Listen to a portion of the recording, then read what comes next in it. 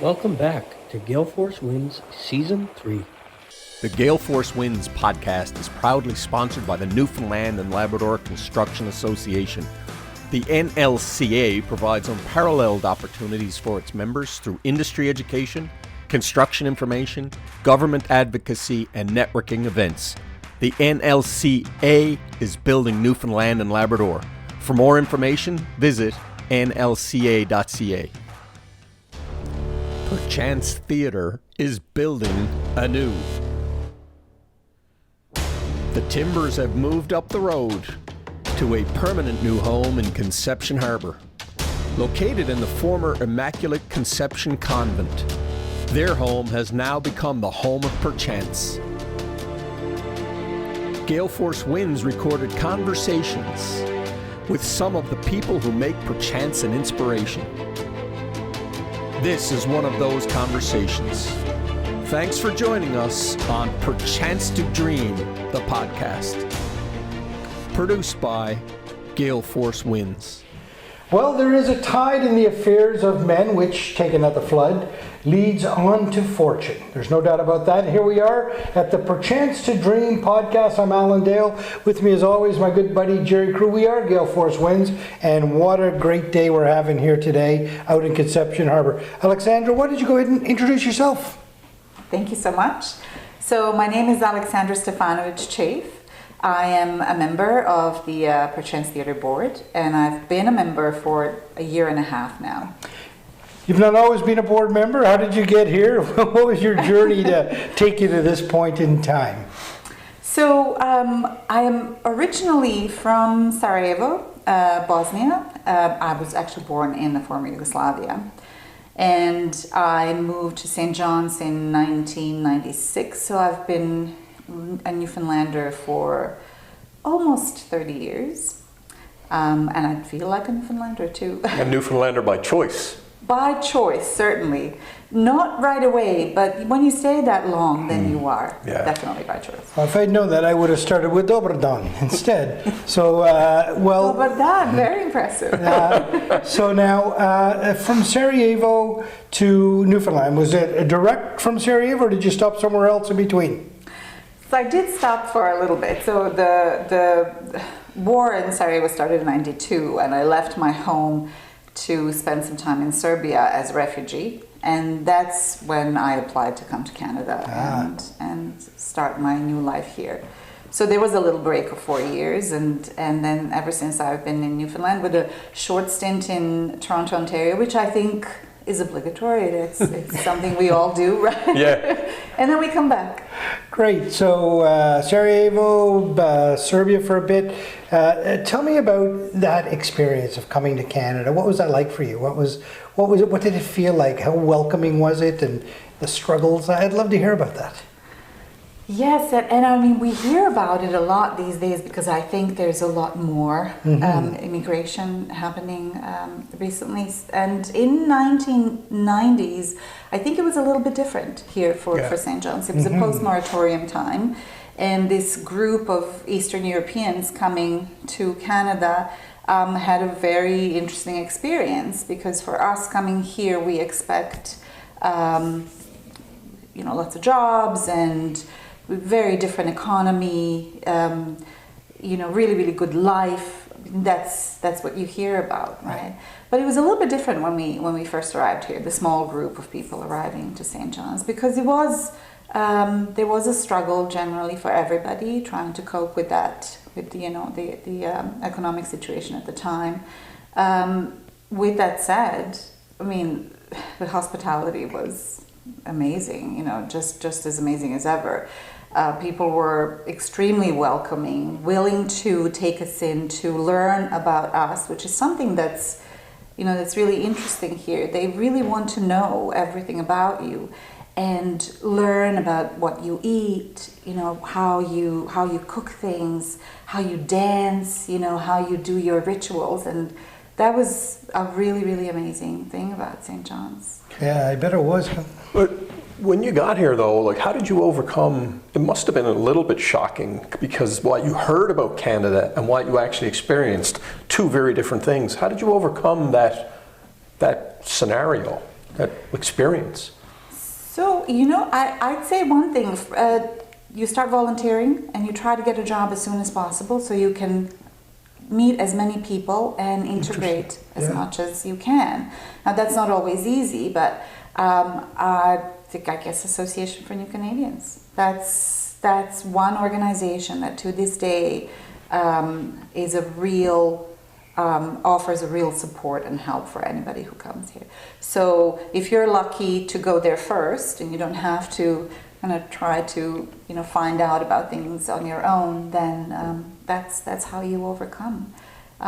So yes, volunteering and working and trying to meet as many people as possible, trying to learn the language, which is another thing. It's interesting, eh? Were you? Did you speak English when you came, or were I did. I did a little. So okay, yes. so you had a little bit of a leg up. Yeah. Yeah, but and then people will be trying to figure out because you had come from Yugoslavia, was a fairly misunderstood part of the world, right?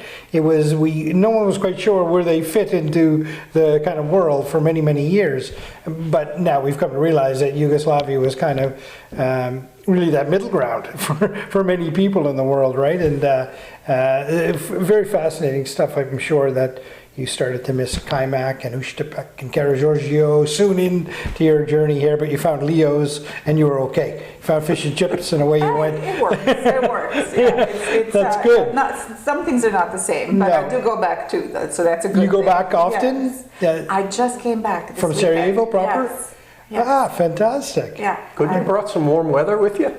No, well, so unfortunately, I actually brought this weather there, so it was the same. Is that right? Yes, yeah, it was the same. I've heard it's been cool over there. Warmer, but warmer than here, but Yeah. still grey and rainy. Right. And So tell me now, you make your way to Newfoundland. What did your professional journey look like? How did that look for the ensuing years?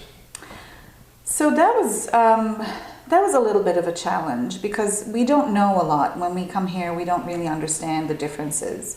How easy it is to start university or get your credentials recognized, or how hard rather, and so that's always a little bit of a challenge.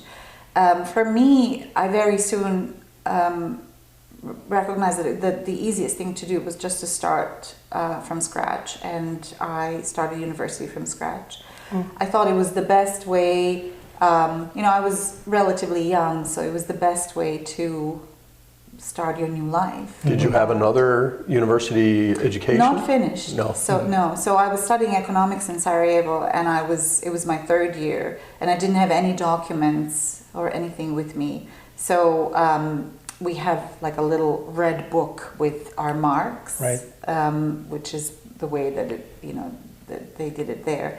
But that didn't mean much, so you needed to communicate with the university to get your credentials. And at the time, I just thought it was too much of a hassle. It was just easier to start again. So I did double major, political science and German language and literature.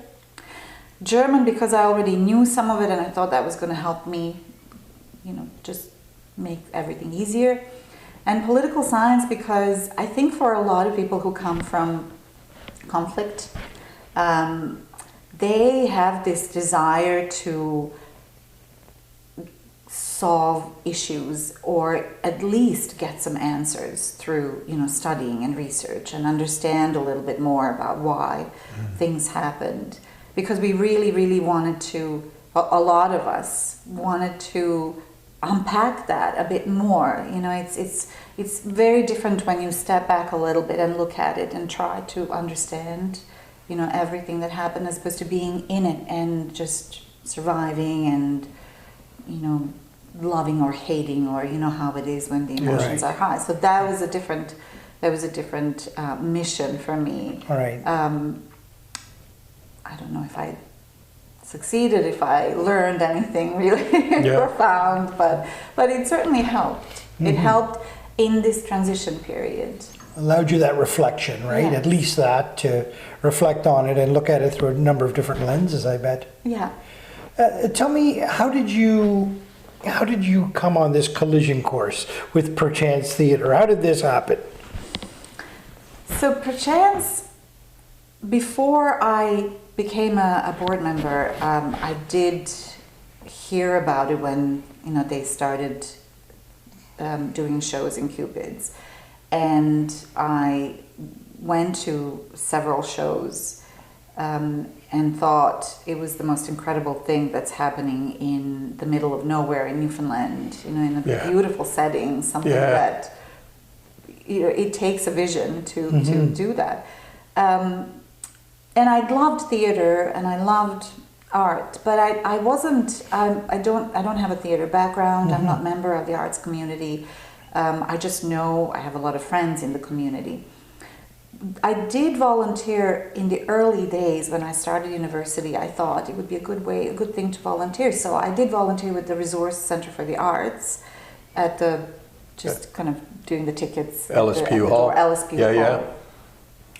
And when I applied to volunteer, I didn't realize that you get to watch the shows, the plays all the time. Once you finish your hosting task. And I saw so much theater at that time. Some of it iconic, I think, for Newfoundland. And it was amazing. Like, you don't know until you get here. You only know a little bit. And at the time when I first arrived here, it was only encyclopedia. There was no internet. So your knowledge is pretty limited about the place. Yeah. But what you know is just kind of basic things. This is the population, this is the main industries, or this is what the place looks like. And it was small. There was not that much of impressive stuff except like nature, I guess. But then art and arts community. I couldn't imagine how rich and how much talent there was. It was really, really astounding. So to go back, it was by accident a little bit. I knew Natasha Hart, who is the acting chair of the board, through school. She's a teacher at a school that my children attended, and we did some small art projects with classes, and so she reached out. She knew me, and she reached out and asked if I wanted to be on the board, and so that was it. Wow. From the box office at the LSPU Hall, you fell in love with it and you find yourself on the board. Tell me about the importance of the board to Perchance. What do you guys do for the theater? So I've been here for only a short time, and it's also a time, it's kind of a post-COVID time. So it's post-COVID, but it's also extremely busy and challenging. I don't know if I'm sure there were challenges before, but as you probably already know, with the move and this transition, this is such an important time. So the board, and in my experience, has been incredible, because I could tell that every single person on the board is so supportive of this organization. Seeing the shows is one thing. Getting to know the people behind the scenes is very different, and this was eye-opening to me. Meeting Danielle, who's not just a creative force but a life force. So the board is there, of course, to support and to make sure that any short-term, long-term plans are realistic. That everything is there is accountability for what the organization is doing. But I think throughout, I've never seen board ever really doubt, anything that this organization does. It was always just, real encouragement, real support for Danielle's incredible ideas and leadership for the organization. Just trying to figure out a way to make it work for her, right? Well, yes. So that's, yeah. And how do, people will be watching this and they'll be fascinated by this story of the Perchance Theatre moving from Cupids to here and starting kind of anew, and all the very interesting things that she has in mind, whether it's a more traditional Shakespearean style theatre and this new theatre with Mary Walsh this summer. And how do people help? How can people lean in and help them achieve this? Mm-hmm. From a board member's point of view, what would you tell people to do? Well, I mean, the way we do things a lot of times is just by, coming together as a community and supporting each other in any way that we can. I think for Perchance, fundraising is really important. Support from the larger community is important. So as board members, that's also one of our responsibilities. But it's also our pleasure to try to bring in as many people as we can to connect people to the theatre in the ways that, and try to find the ways that they can help. Right. Try to see how we can match certain skills, starting with us, and then from, everybody that we meet along the way or try to, reach out to match those skills or interests to where Perchance is going, and to try to see if we can then make things happen. So fundraising is extremely important.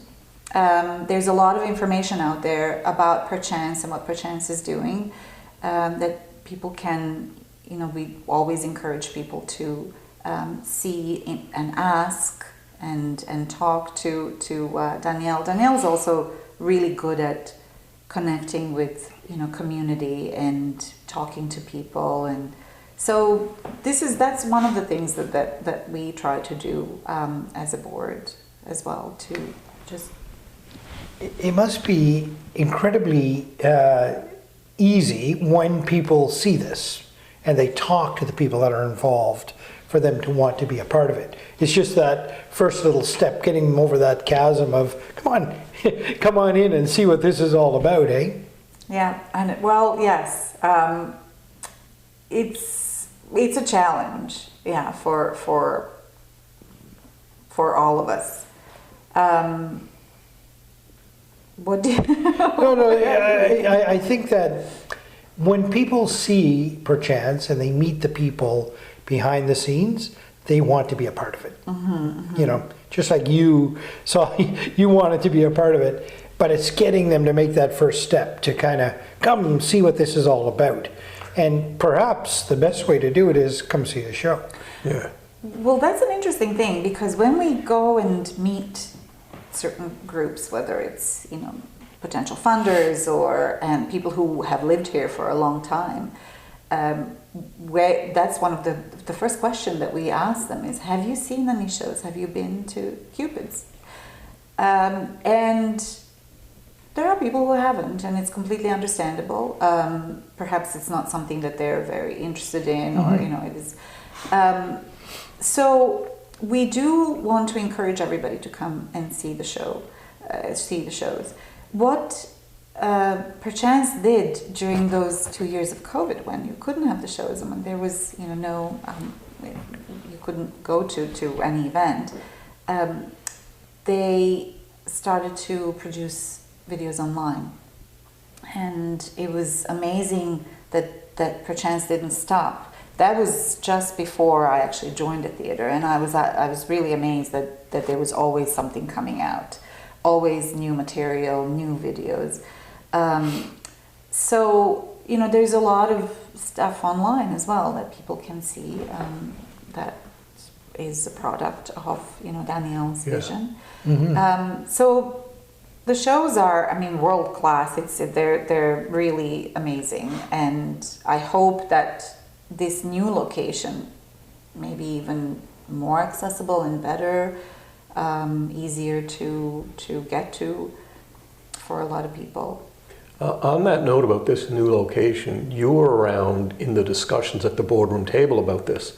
What is it like to be sitting here right now in a chair in this beautiful facility? What does it mean to you to be part of that? It's actually my second time sitting in this room. So the first time was very emotional for all of us. That was our first board meeting that we had. And coming here, seeing the property, really realizing this is it. It was a very emotional, really, really beautiful moment. We were all just so happy, proud of what we've accomplished. And remembering all those meetings, because it's not easy making these decisions. It's not always, even though it's a obviously great move, and it was a great opportunity, it comes with a lot of work. Yeah, and right. so, Yeah. and I'm sure people have talked about this here as well, but it came after a lot of hard work. So then that made it just so much more special. Yeah. Yeah, but what are you most excited about now? We're here in the theater. We're in the chapel. It's part of the theater. Will be built behind us. This summer will be a kind of a garden party style theater. Next year it'll be fully built. What keeps you excited about what's over the horizon for the theater? I think this is. First of all, this is a beautiful, beautiful location. I can't wait for everybody to come here and see it. And it's a location it's just an area that I know it will grow and develop and be everything that we would like it to be. I mean, garden parties and, just all kinds of gatherings that will happen here for the community, and then for this community, Conception Harbor, but also for the larger community. I just can't wait to see that growth. I cannot wait to see the theater in its own home. I think it's a very different. Cupid's was absolutely beautiful and wonderful. When it's your own home, it's very different. There is a real relaxed, comfortable feeling that this is where I'm going to be, where I'm going to invest. So I think it's all about that growth that we know will happen. Also, because we have so much space, so much beautiful space, there's so much that can be done. Right. So engaging people to come here perhaps and use the space themselves and share this with others, those are some of the things that Perchance couldn't really do before.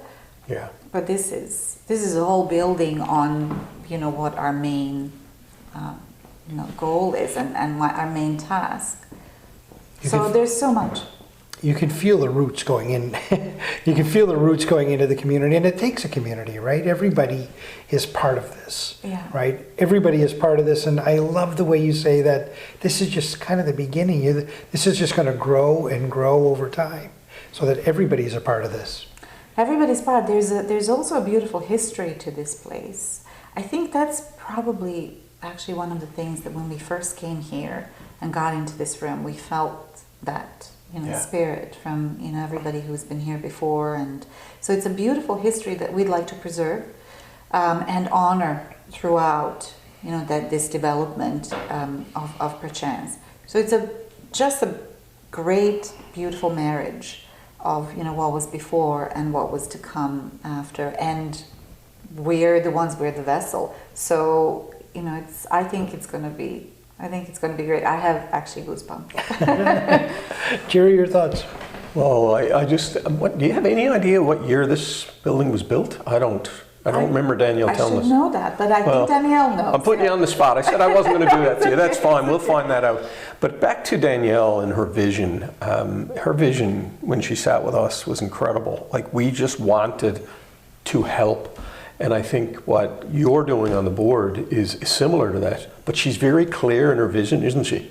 She's always been very clear, but I think this is now giving her larger wings. I mean, this is something that maybe even a year ago she could not have imagined, happening. So we really want to support her in what she wants to do and where she wants to go, from involving all kinds of small businesses to be part of this, from sharing this space and helping, of course, grow the theater, because the theater is still the main. It's the main thing.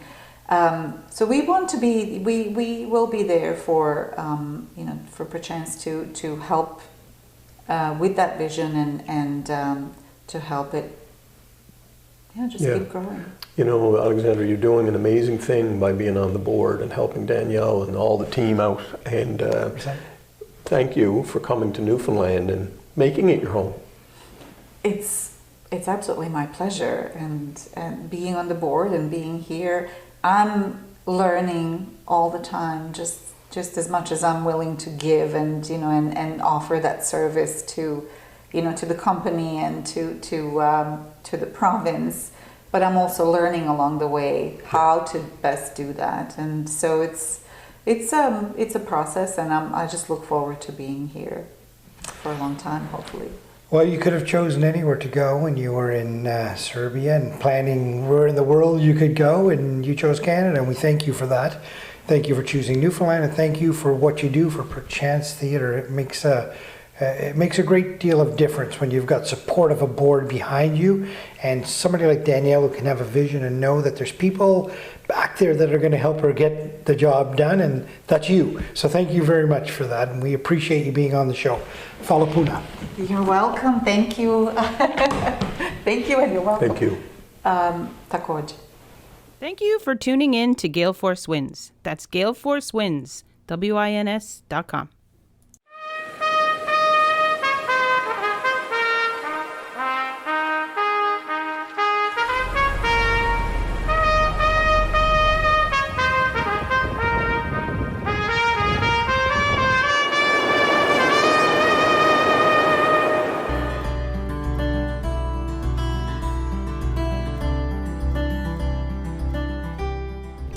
Perchance Theatre is building anew. The timbers have moved up the road to a permanent new home in Conception Harbor. Located in the former Immaculate Conception Convent, their home has now become the home of Perchance. GaleForceWins recorded conversations with some of the people who make Perchance an inspiration. This is one of those conversations. Thanks for joining us on Perchance to Dream, the podcast. Produced by GaleForceWins.